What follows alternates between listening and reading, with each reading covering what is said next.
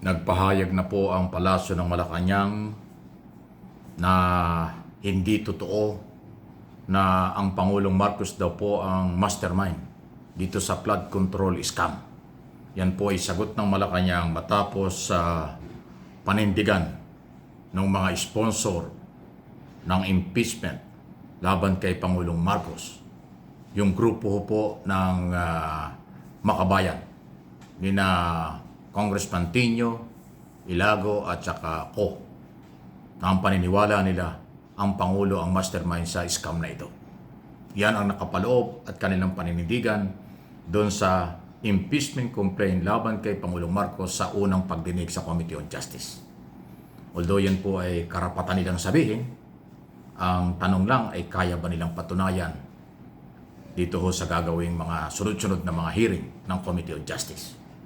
Sabi ko nga sa inyo nung araw, kahit sino malayang magsalita, magparatang, magbintang, mag-akusa, yung pagpapatunay ay ibang iso po yan. Kaya bang pangatawanan ng Makabayan Black ang kanilang akusasyon? Dahil ngayon po, sinasabi ng Malacanang, hindi totoo yan. Hindi daw ang Malacanang ang mastermind sa scam na ito. Ang Malacanang nga daw po at ang Pangulo mismo ang nag-utos na itigil, imbestigahan at kasuhan ang mga sangkot dito na kasalukuyang nangyayari na. So nandyan po ang debate ngayon. Kaya mas lalong kaabang-abang ang mga mangyayari sa Kongreso tungkol dito sa impeachment. Yung impeachment 1 and 2 na pinagsabay, yung isa ay galing sa pribadong sektor ni Attorney Andre De Jesus at yung pangalawa naman ay yung Makabayan Black. Na alam naman natin itong Makabayan Black na ito, talagang kahit kailan ay hindi ito sumusuporta sa kahit kaninong gobyerno. Nasa record nila yan. Lahat ng gobyerno kanilang tinututulan. Lahat ng naging pangulo ayaw nila. Katunayan, ito ring grupong ito ang complainant doon naman sa pangalawang impeachment ni Sara Duterte. So itong Makabayan Black, pag ating babasahin ang kanilang sitwasyon, ang pangulo at ang pangalawang pangulo ay korap. Parehong dapat matanggal. Pero bilang background, para hindi kayo magtaka, itong grupong ito na Makabayan Black, kahit sinong gobyerno, ayaw nila. Kahit na sinong presidente, ayaw nila. Kayo na ang bahala kung bakit gano'n. Yan talaga ang kanilang galaw. Pero dahil yan ang kanilang paniniwala at kung ano man ang kanilang agenda, kanila yon. Pero ang issue rito, kaya ba nilang patunayan na ang Pangulo ang mastermind? Yan ang tatalakayin sa Committee on Justice. Yung sufficient informed na tinatawag, wala po yun. Normal lang po yan. Na-justify naman ng mga complainant na tama yung proseso. Ano ba yung sufficient informed? Yung pong tama yung pagpapile sa Secretary General, tama yung dokumento, may notary, may complainant, may nag-endorse, nakarating sa speaker, dala sa Committee on Rules, inirefer sa Committee on Justice. Yun lang po yung basic. Walang problema ron. Nalusutan nyo ng mga complainant at nag-endorso sa unang hearing ng Committee on Justice. Kaya walang dapat ikabahala ang complainant o yung akusado. Yung mga Marcos, hindi kayo dapat mabahala. Yung mga pamilya na nagreklamo, hindi rin kayo dapat mabahala. Yun ay basic na issue. Wala pa hong point yun. Wala kahit isang point na magsasabing yun ay yung dahilan para ma-impeach ang impeachable official. Wala po. Ang madugo, masalimuot at matinding pagtatalakayan at pag-uusapan ay yung merito ng kaso na dapat may ebidensya. Pag walang ebidensya, kahit mayroong sufficient informed, pwedeng ma-dismiss. Ganun po yan. Kahit anong lakas ng ebidensya, kung hindi kaya ma-justify sa committee, madidismiss. Kahit na anong merong dokumento at ebidensya, pag nakumbinsi ang Committee on Justice, pwedeng umusod. Yun po yung pinakamahalaga doon. Hindi yung sufficient info, wala po yun. Basic yun, parang bang kung sa estudyante, nag-enroll ka lang sa eskwelahan dahil enrollment. Pero hindi mo pa alam kung ikaw ay tatanggapin sa iyong pag-i-enroll o ikaw ay makakapag-aral ng mabuti. Ganun po yung basic na basic. Parang nagpunta ka sa kapitbahay.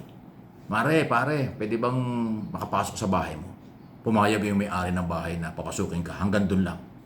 Pagdating sa bahay, hindi mo alam kung anong gagawin. Iyon po yung pinakamababang basic na sample natin, yung sufficient informed na tinatawag. Hindi yun magiging kasangkapan para kayo matuwa o magalit. Yan po ay proseso lang. Yung pagtalakay ng paratang, yung ebidensya, dokumento, testigo, yan ang madugo at masalimuot na talakayan. Kung hindi kayang panindigan ng complainant ang kanilang paratang, garbage yan, madidismiss yan. Kahit anong lakas, kung hindi makukumbinsi ang Committee on Justice, wala rin mangyayari. Yan po yun. Political, technical, legal. So ngayon, nasa tamang proseso pa lang ang kanilang naaaproban. Yung pinakamahalaga na pagpapatunay, ebidensya, yun ang hindi pa natatalakay at yun po ang wala pang kasiguruhan kung kayang panindigan o hindi. Kaya naman tama yung sinabi ng gobyerno. Karapatan nila yung sabihin, hindi sila ang mastermind, wala silang kinalaman. Yun yung sinasabi natin. Challenge na yan sa complainant kung paano patunayan. So, kung anong sasabihin ng complainant, sasagutin ng akusado, ng inaakusahan, yon ang babalansehin. Kaya nga parehong ipapatawag yan. Yung complainant, ipapatawag ng Committee on Justice. Yung endorser, nag-endorse ng kaso, papatawag at magsasalita rin. Yung akusado, ipapatawag para bigyan siya ng pagkakataon. Due process po ang gagawin ng Committee on Justice at ng Kongreso. Subject for approval ng 38 congressman, 30 na membro ng Committee on Justice. At pag nakarating sa plenaryo, ang magdidesisyon dyan ang buong Kongreso. 1/3 vote ang kailangan. 1/3 vote ng 320. So 110, 100, basta mahigit na 100 ang kailangang papabor para ma-transfer ang Article of Impeachment. Kahit ma-aproban sa Committee on Justice, pero kung hindi ma-aproban sa plenaryo, wala rin yan. Dismiss yan. Ganun po yun. Ang trabaho ng Committee on Justice ay hanapin ang ebidensya. Kung meron, magdesisyon, then i-recommenda sa floor for final decision. Ang plenaryo, ang buong kongreso ang magde-decide dyan. Numbers game po yan. Kahit anong lakas ng ebidensya, kahit makumbinsi pa yung mga senador, mga congressman sa Committee on Justice, pero pagdating sa plenaryo, nireject yan, basura, dismissal po yan. Ang plenaryo ang magde-decide, yung buong kongreso, kung dapat o hindi i-transfer ang Article of Impeachment sa Senado. Yan man ay impeachment laban kay Pangulong Marcos o impeachment laban kay Sara Duterte. Kung ano ang magiging proseso sa impeachment laban kay Pangulong Marcos, ganun din ang prosesong gagawin kay Vice President. Kasi pareho silang merong impeachment complaint. Yung ebidensya dyan magkakatalo. Pagpapatunay dyan magkakatalo. Yung butuhan ng committee members at ng buong plenaryo, buong kongreso, dyan magtatalo-talo. Kaya maraming dapat abangan. Uulitin ko, wala pang makakapagpasya sa ngayon. Napakaaga pa. Para sabihin dismiss na, para sabihin impeach na. Wala pa ho sa ganun level. For your information.